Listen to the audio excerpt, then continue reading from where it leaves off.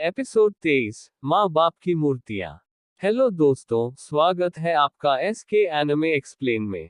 आज हम बात कर रहे हैं नारुतो शिपुडेन के एपिसोड 23 की, जिसका नाम है माँ बाप की मूर्तियाँ। इस एपिसोड में सामने आता है सासोरी का सबसे बड़ा राज, उसकी सबसे खास कठपुतलियाँ जो किसी आम लकड़ी की नहीं, बल्कि उसके अपने माँ बाप की याद में बनाई गई थी। ये सिर्फ एक लड़ाई नहीं थी, यह एक ऐसा संग्राम था जहां भावनाएं भी हथियार बन चुकी थी। एपिसोड की शुरुआत होती है लेडी चियो की आवाज से, जो साकुरा को बताती है कि ये है आयरन सैंड, जो थर्ड काजे कागे का ओरिजिनल जुत्सु है। ये सैंड कोई भी रूप ले सकता है, ब्लेड, नीडल्स, डिफेंसिव शील्ड, और इसका इस्तेमाल अब कर रहा है सासोरी। साकुरा हैरान होती है, वो पूछती है, ये बस एक पपेट है, इसमें इतना चक्र आ कहां से रहा है। लेडी चियो बताती है कि उसके पास जो पपेट है, वो कोई आम कठपुतली नहीं, वो असली इंसान से बनी है। और उस इंसानी शरीर में थर्ड काजे कागे की सारी ताकतें अभी भी मौजूद है। सासोरी मुस्कुराता है और कहता है, ये मेरी फेवरेट पपेट है। लेडी चियो गहराई से सासोरी को देखती है और कहती है, साकुरा, तुम यहाँ से चली जाओ। ये लड़ाई अब सिर्फ मेरी और सासोरी के बीच की है। अचानक सासोरी आयरन सैंड से नुकीली सुइयां बनाकर अटैक करता है, लेकिन लेडी चियो अपनी पपेट से साकुरा को बचा लेती है। सासोरी दोबारा वार करता है, और इस बार आयरन सैंड लेडी चियो की कठपुतली में घुस चुका होता है। वो पपेट अब हिल नहीं पा रही, और सासोरी कहता है, अब तुम दोनों का अंत करीब है। वो फिर से नीडल्स बनाकर हमला करता है, एक जोरदार धमाका होता है। कुछ देर बाद सब शांत हो जाता है, लेकिन तभी दिखता है साकुरा और लेडी चियो अब भी जिंदा है। साकुरा को बचाने वाली पपेट असल में लेडी चियो का ही हाथ था, जो अब एक पपेट जैसा बन चुका था। यहीं से फ्लैशबैक शुरू होता है। हम देखते हैं सासोरी के माँ बाप जो एक फोटोग्राफर के सामने खड़े हैं। लेडी चियो छोटे सासोरी को अपनी गोद में लेती है, और वो लम्हा एक मासूम बचपन की आखिरी खुशियों में से एक बन जाता है। फिर वक्त बीतता है, एक दिन लेडी चियो को खबर मिलती है कि सासोरी के माँ बाप एक मिशन में मारे जा चुके हैं। ये तुमने गलत किया, White Fang of the leaf village. Lady Chiyo टूट जाती है।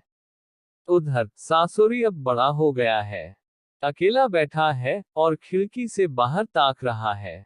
लेडी चियो उसे देख रही होती है, उसके पास खड़ी, लेकिन फिर भी कितनी दूर। एक दिन रास्ते में एक बच्चा गिरता है और उसके माँ बाप उसे उठाते हैं। ये नज़ारा देखकर सासोरी की आंखों में अपने माँ बाप की छवि उभर आती है। वो कहता है, ग्रानी, क्यों ना हम कहीं और चलें। रात में सासोरी अपने कमरे में बैठा एक फोटो फ्रेम देख रहा होता है। तभी एक छोटी सी पपेट कमरे में आती है और उसे देखकर सासोरी मुस्कुरा देता है। वो पपेट लेडी चियो चला रही होती है। ये हमारी खानदानी कला है, सासोरी। वो उसे सैंड विलेज के पपेट वर्कशॉप में ले जाती है, जहां उसे अपने मनपसंद पपेट्स बनाने की इजाजत मिलती है।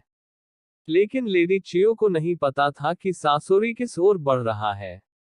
एक रात जब लेडी चियो उसके कमरे में जाती है, तो देखती है सासोरी ने अपने माँ बाप की हूबहू पपेट्स बना ली है। वो तीनों एक बेड पर सो रहे हैं, ताकि सासोरी को लगे कि वो अब भी उसके साथ है। सुबह होती है, सासोरी उन पपेट्स के साथ खेल रहा होता है, पर खेल अचानक टूट जाता है।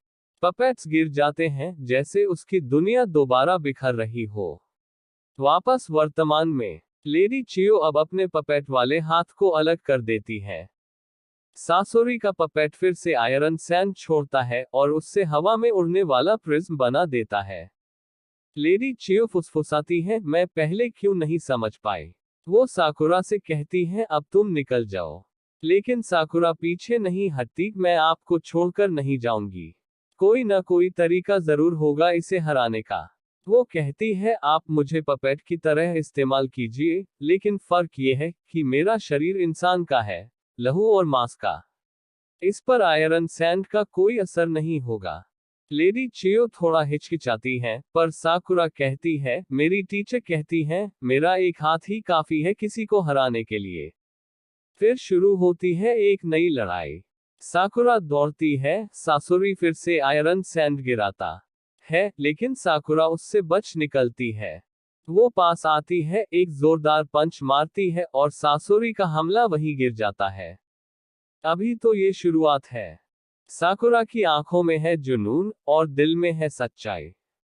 कठपुतलियां तो लकड़ी की थीं, लेकिन उनमें छिपा दर्द, मोहब्बत और अकेलापन हर दर्शक के दिल तक पहुंच गया। आज का एपिसोड यहीं खत्म होता है दोस्तों। अगर सासुरी की ये इमोशनल कहानी आपके दिल को भी छू गई हो तो इस वीडियो को लाइक जरूर करें। कमेंट करके बताएं कि आपको सबसे ज्यादा कौन सा मोमेंट पसंद आया। और एसके एनिमे एक्सप्लेन को सब्सक्राइब करना मत भूलिए, क्योंकि अगला एपिसोड और भी ज्यादा धमाकेदार और दिल छू लेने वाला होने वाला है।